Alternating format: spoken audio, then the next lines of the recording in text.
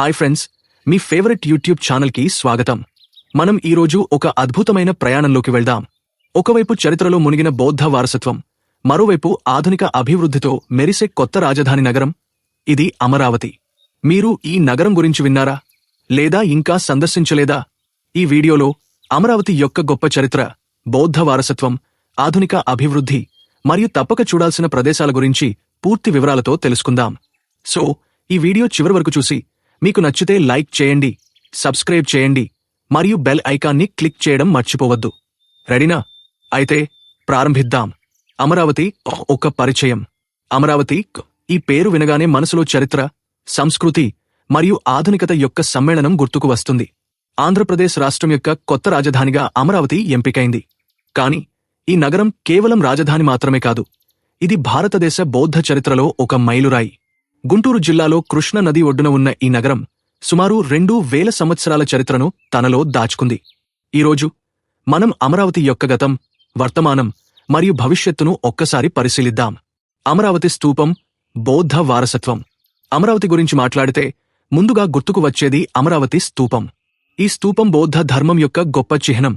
క్రీస్తు పూర్వం 3వ శతాబ్దంలో అశోక చక్రవర్తి కాలంలో ఈ స్తూపం నిర్మాణం ప్రారంభమైందని చరిత్రకారులు చెబుతారు. అమరావతి స్తూపం దాని అద్భుతమైన శిల్పకళ మరియు బౌద్ధ కథలను చెప్పే శిలాఫలకాలతో ప్రపంచ ప్రసిద్ధి చెందింది. ఈ స్తూపం ఒకప్పుడు భారతదేశంలోని అతి పెద్ద బౌద్ధ స్తూపాలలో ఒకటిగా ఉండేది. దీనిని మహాచైత్యం అని కూడా పిలుస్తారు.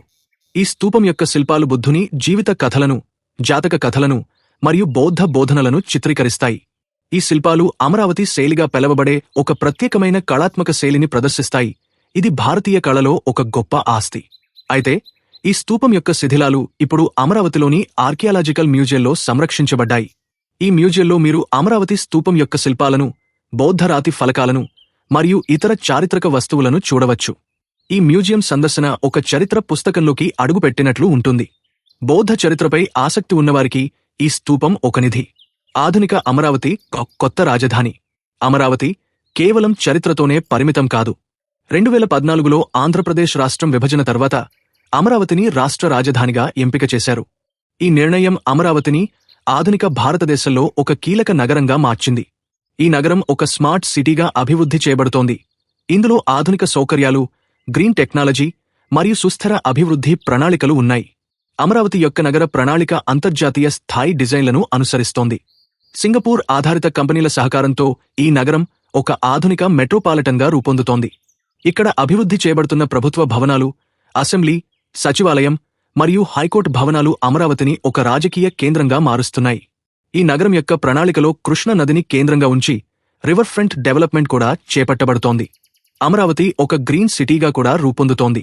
పచ్చదనం, సైకిల్ ట్రాక్లు మరియు పర్యావరణ హితమైన రవాణా వ్యవస్థలు ఈ నగరంలో ప్రత్యేక ఆకర్షణలు.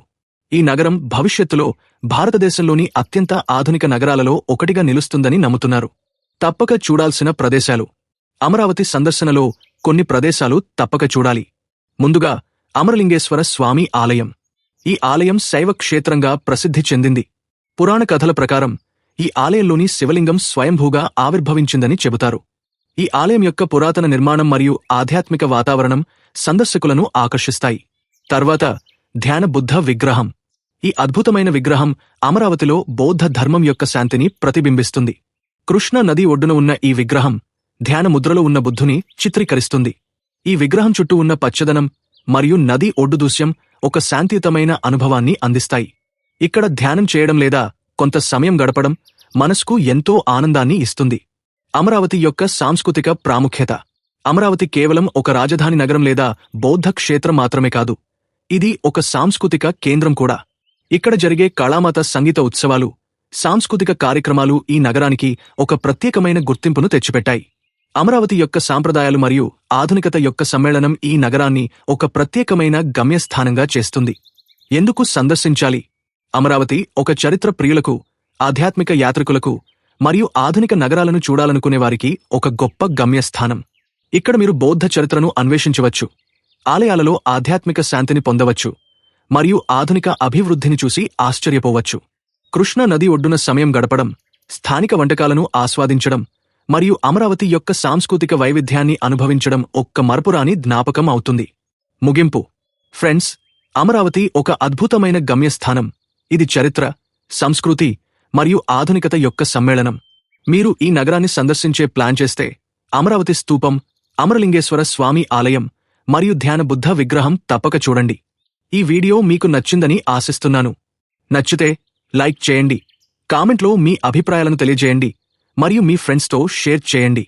మా ఛానల్ని సబ్స్క్రైబ్ చేసి బెల్ ఐకాన్ని క్లిక్ చేయడం మర్చిపోవద్దు. తద్వారా మా కొత్త వీడియోలు మీకు మిస్ కావు. మళ్ళీ కలుద్దాం మరో అద్భుతమైన వీడియోతో.